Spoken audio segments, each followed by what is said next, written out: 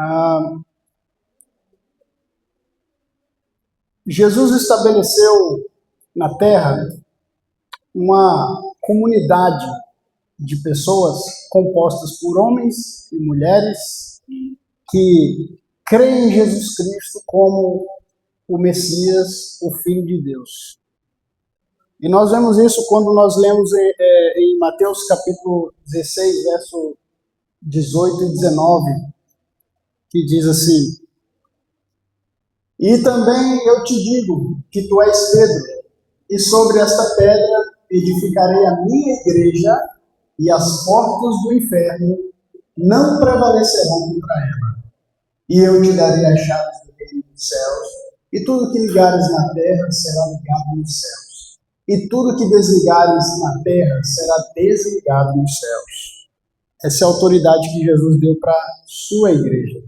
Tudo aquilo que for pela igreja conectado ao céu, for ligado na terra, será conectado ao céu. E aquilo que a sua igreja desligar na terra, será desconectado completamente do céu.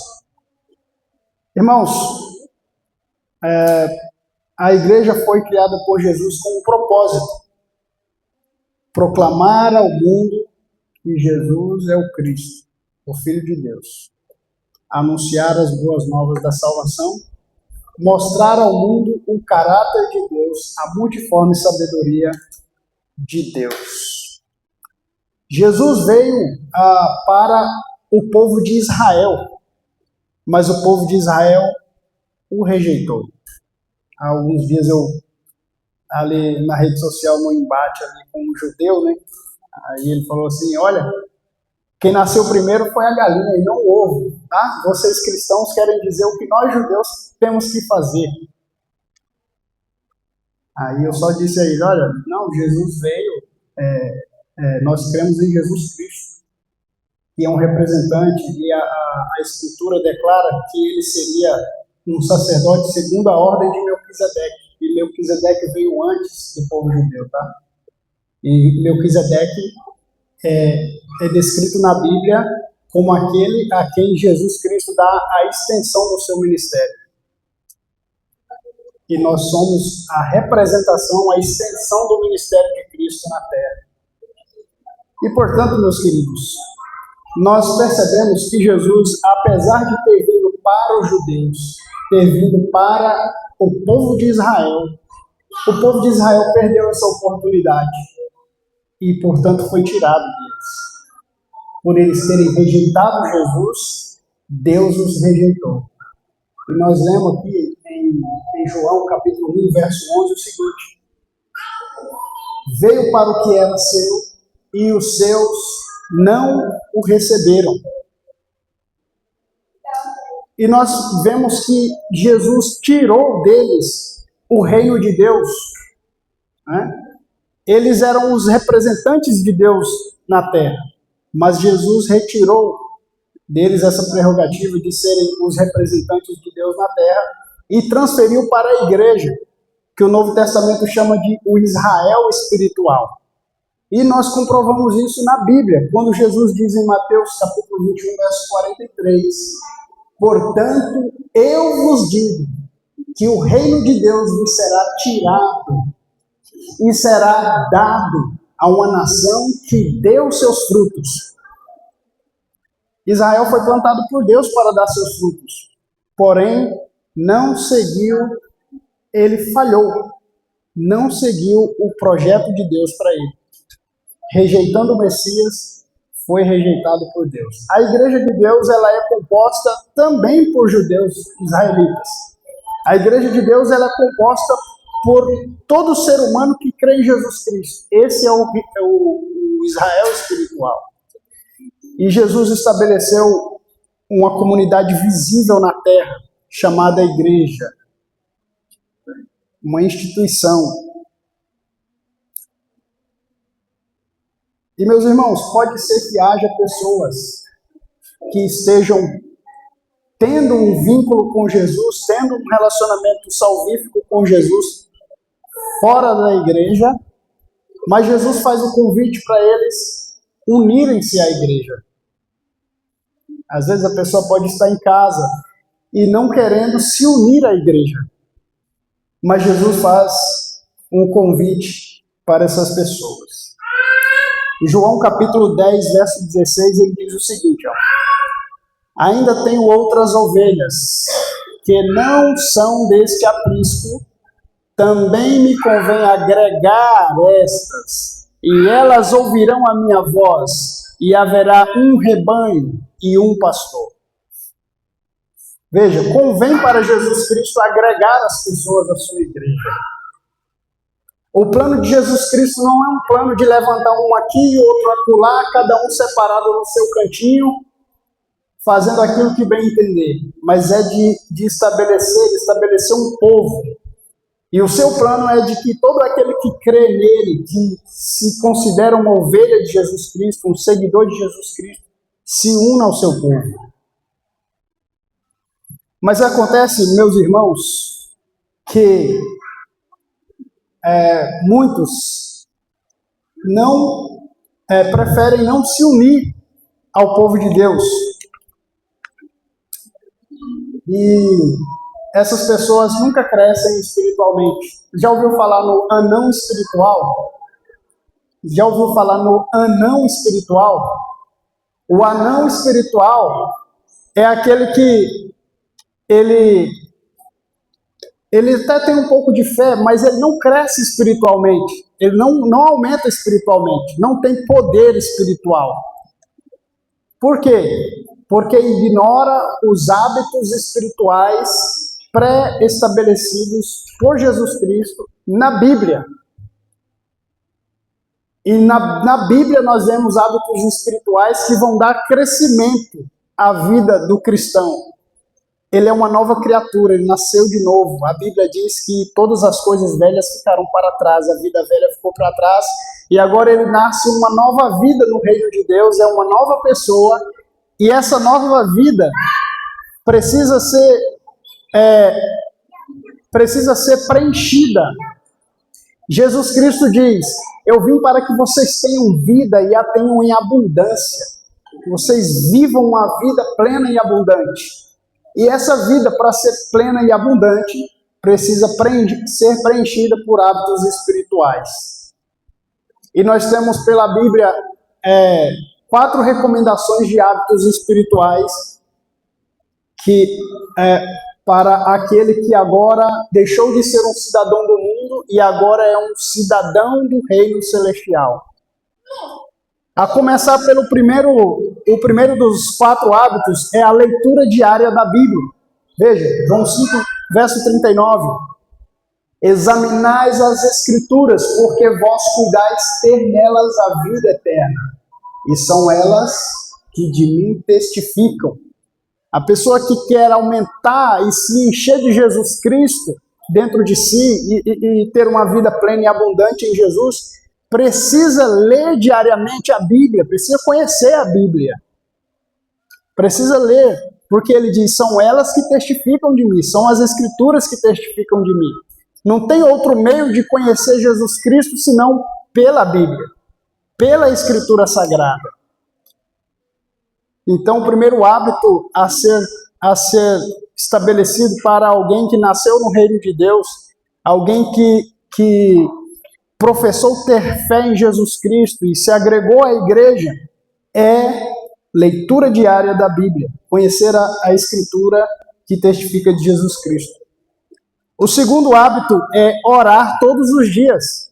Em Colossenses capítulo 4, versículo 2, diz: continuem a orar, vigiando em oração com ação de graças.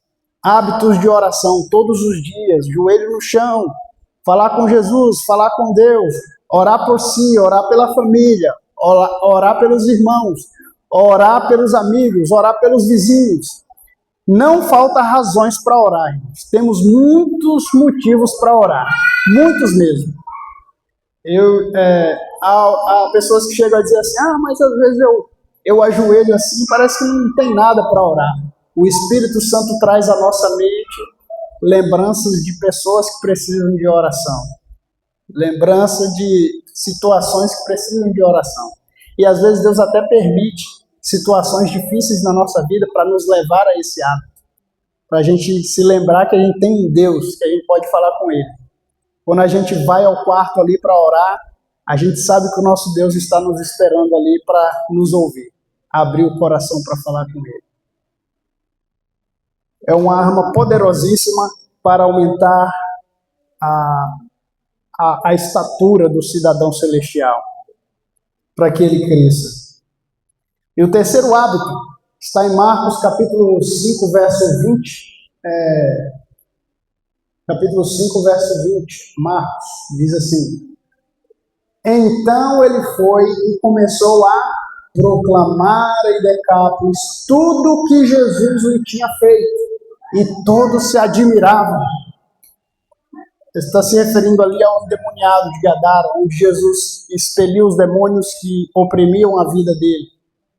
E Jesus removeu aquilo que oprimia aquele cidadão, e a partir de então, ele queria ir com Jesus, né? E Jesus falou assim, olha, vá, né? Isso, e ele se tornou um evangelista. E ali, meus irmãos, aquela região da Síria ali, a história conta que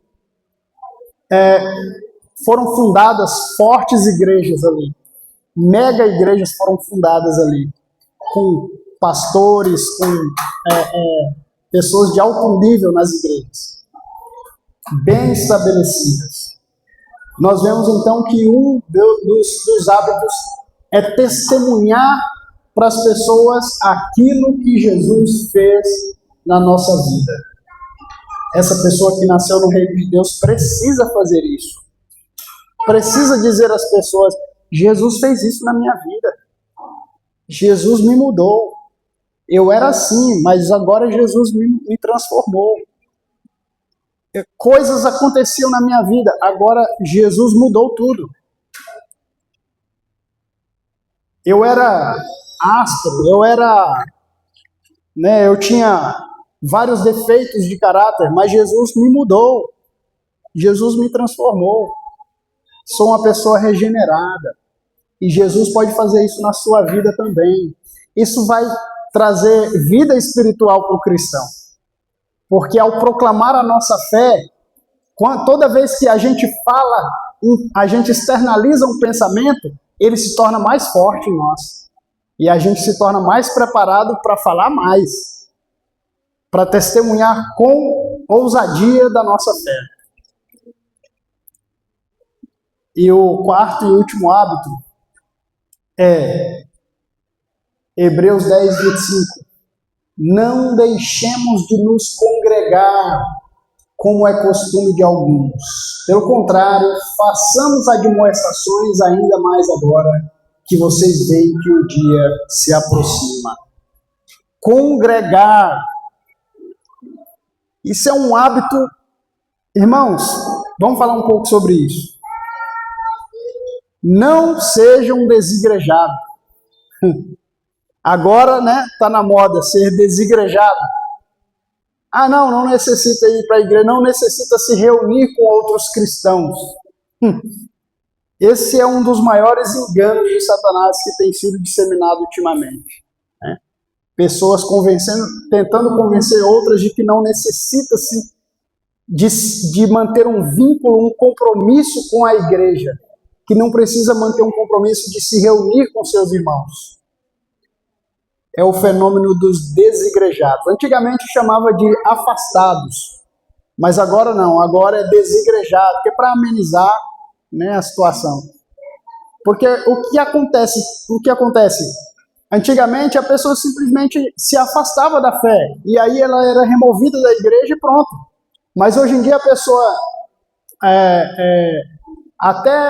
até professa crer nas doutrinas da igreja, mas não quer ter compromisso com a igreja.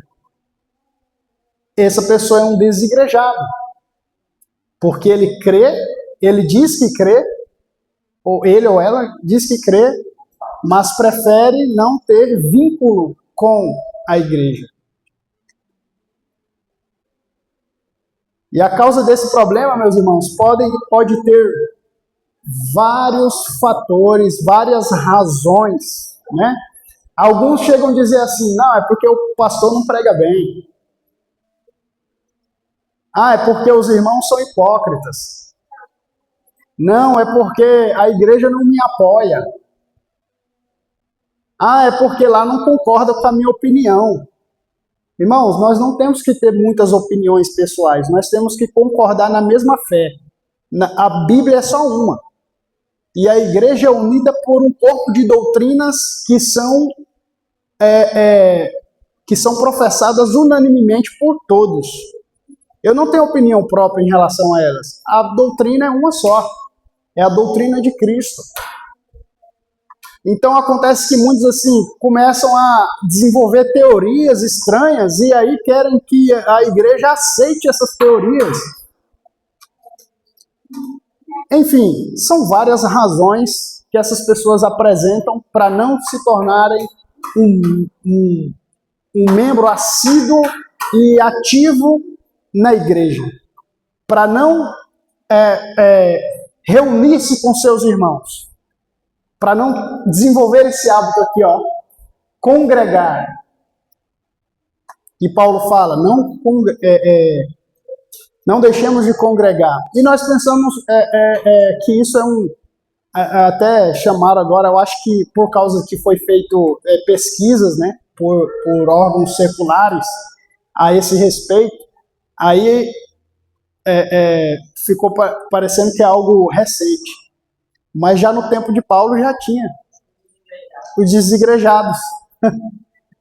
E eu vou falar para vocês, irmãos, não é possível definir o que causa o desigrejamento, mas porque são várias razões que cada pessoa apresenta.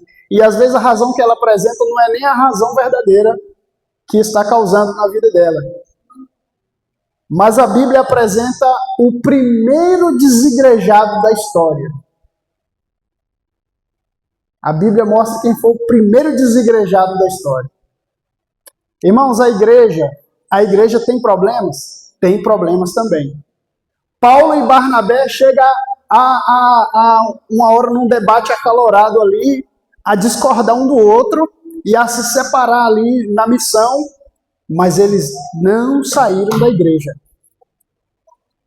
Eles discordavam no momento ali, mas não em relação à doutrina, claro, em relação a questão administrativa, relacionamento, mas em relação à doutrina era unânime, e eles não saíram da igreja. Mas a Bíblia mostra o primeiro desigrejado da história. 2 Timóteo, capítulo 4, verso 10, diz assim: porque Demas, tendo amado o presente século, me abandonou e se foi para Tessalônica. Crescente foi para a Galácia, Tito foi para a Dalmácia. Ele fez essas observações aqui. Mas o problema do Demas, primeiro desigrejado da história, se apartou de Paulo, se apartou de fato da igreja. Foi por amor ao mundo. Amor ao mundo. E a cada dia que passa, esse mundo se torna mais sedutor ainda. São coisas que as pessoas querem permanecer desfrutando sem a interferência de Deus, sem a interferência da igreja. E era o problema de Demas. Ele queria desfrutar o mundo. Porque eu acho que alguma versão de vocês aí, esse aqui fala, essa versão diz presente século, mas outras versões diz, ele amou o mundo. Mas Demas, tendo amado o mundo. Então, o motivo, a única razão de Demas para sair da igreja era o seu amor pelo mundo. Não queria ser interferido pela igreja. Deixe-me desfrutar os prazeres do mundo, sem ser interferido.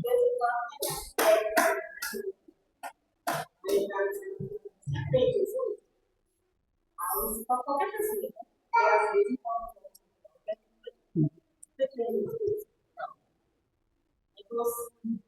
Você já foi evangélico?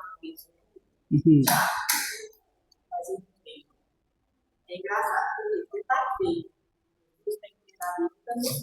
E tem que seguir a Bíblia lá. E quando a Bíblia vai contra o pecado que a pessoa está praticando, ela prefere não crer mais em Deus.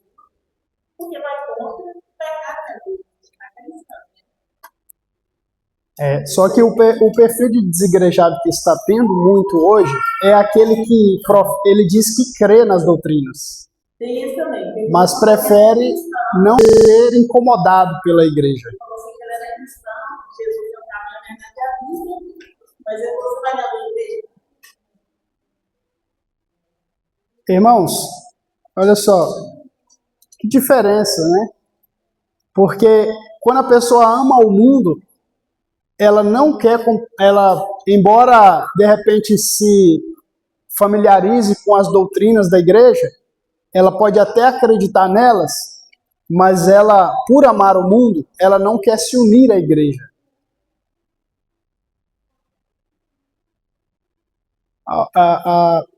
É uma diferença, é um contraste com o que Jesus disse para Pedro, né? Vocês leram hoje aqui na Escola Sabatina, e eu nem sabia que vocês iam ler, mas em João capítulo 21, versos 15 a 17, Jesus tem aquela conversinha com Pedro, né? E ele diz: Pedro, tu me amas? E o que demonstraria que Pedro realmente ama Jesus? Apacenta os meus cordeiros, pastorei as minhas ovelhas, apacente as minhas ovelhas. Então, alguém que ama Jesus, ela entra em contato com outros seguidores de Cristo, para ajudar, para colaborar na edificação deles. Ela não fica afastado, excluído, que a Bíblia diz que aquele que se isola busca a sua própria satisfação. Está em Provérbios 18, verso 1. Aquele que se isola insurge-se contra a verdadeira sabedoria.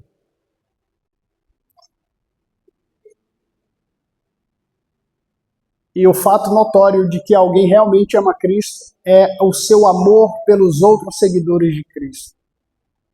É a sua atitude em se unir aos outros seguidores de Cristo. Jesus diz claramente: se tu me amas, apacenta as minhas ovelhas.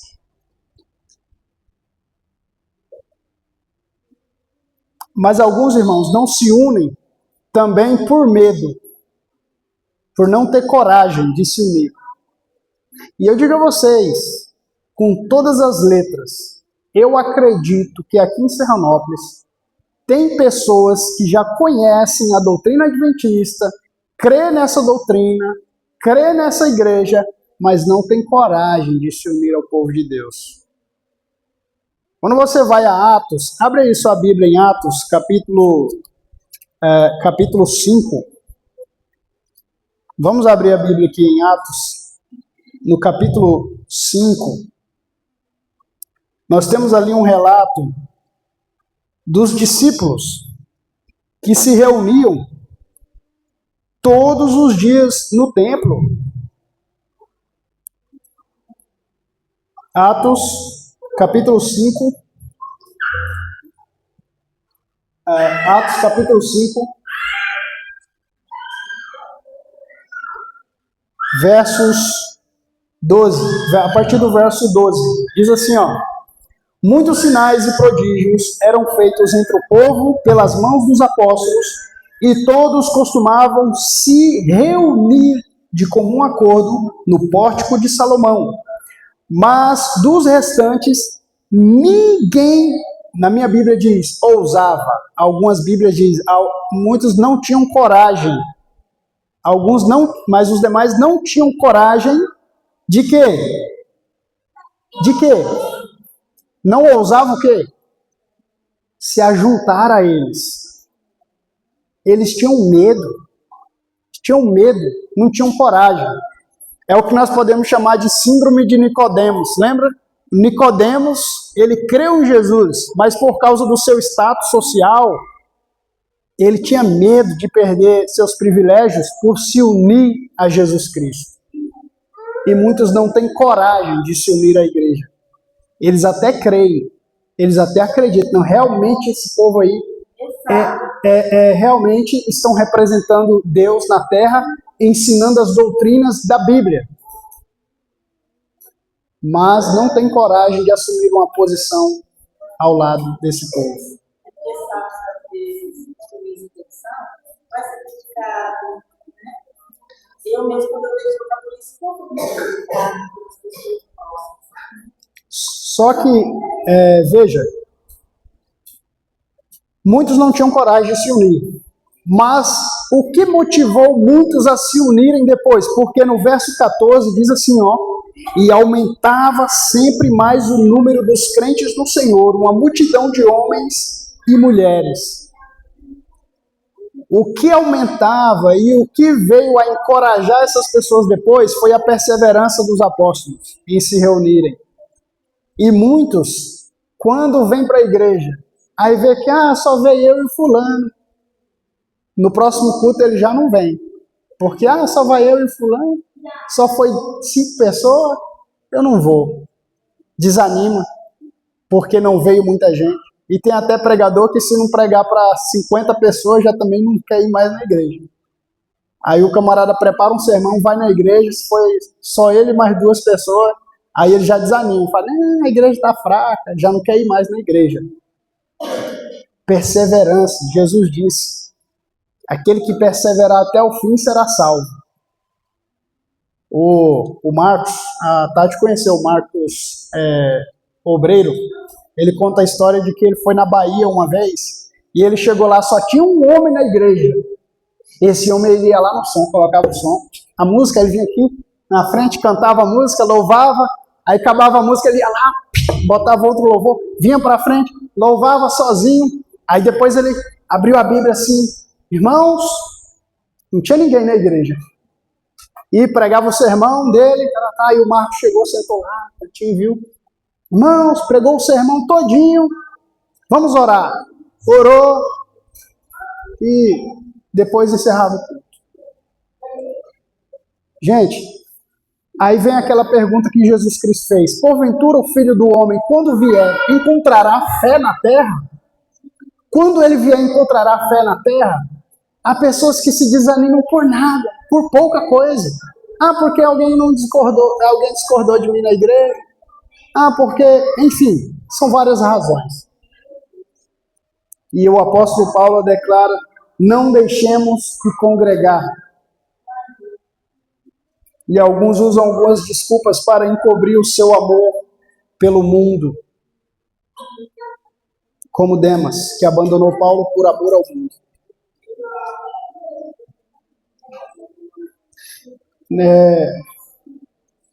E para encerrar, meus irmãos, para encerrar essa nossa conversa, o tema da mensagem é a igreja poderosa, né? A igreja tem poder. Jesus, nós lemos aqui, eis que eu te dou as chaves do céu. Aquilo que você ligar na terra será ligado no céu. Mas para a igreja usufruir desse poder, ela precisa se reunir como igreja. Precisa congregar, se reunir. Em Atos capítulo 2, nos versículos 40 em diante ali, diz que eles perseveravam na oração, na comunhão e no partir do pão, todos os dias orando e ensinando a palavra de Deus no templo e nas casas. Todos os dias eles perseveravam. Era o poder da igreja. E o poder e o Senhor estava com eles. Temos que nos reunir mais como irmãos. É bom isso para fortalecer a igreja. Tanto na igreja quanto nas casas. E na casa do irmão, oi irmã, vim aqui hoje para a gente fazer um lanche aqui, ó, trouxe o pão. Vamos comer. Vamos orar. Vamos conversar sobre assuntos bíblicos.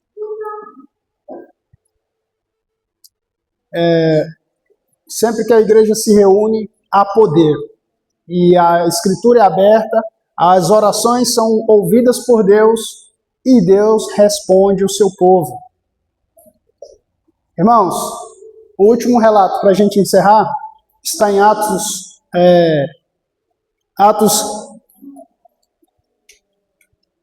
Atos capítulo 13. Atos capítulo 13 diz assim, versos 1 e 2. Havia na igreja de Antioquia profetas e mestres, Barnabé, Simeão, chamado Níger, Lúcio de Cirene, Manaém, que tinha sido criado com Herodes, o tetrarca, e Saulo. Enquanto eles estavam adorando o Senhor e jejuando, o Espírito Santo disse. O que eles estavam fazendo quando o Espírito Santo respondeu? Adorando o Senhor e jejuando. E o Espírito Santo disse: separem-me agora Barnabé e Saulo para a obra a que os tenho chamado. Se nós queremos realmente ver a direção de Deus, ouvir a voz do Espírito Santo, nos dando direção, precisamos nos reunir e adorar o Senhor. A igreja precisa desfrutar desse poder que foi dado. Unir-se, reunir-se como igreja. Eu falei o último relato, o último relato. E é isso mesmo. Nós precisamos, como igreja, e aquele que descobrir a fé e que se entregar à fé precisa disso.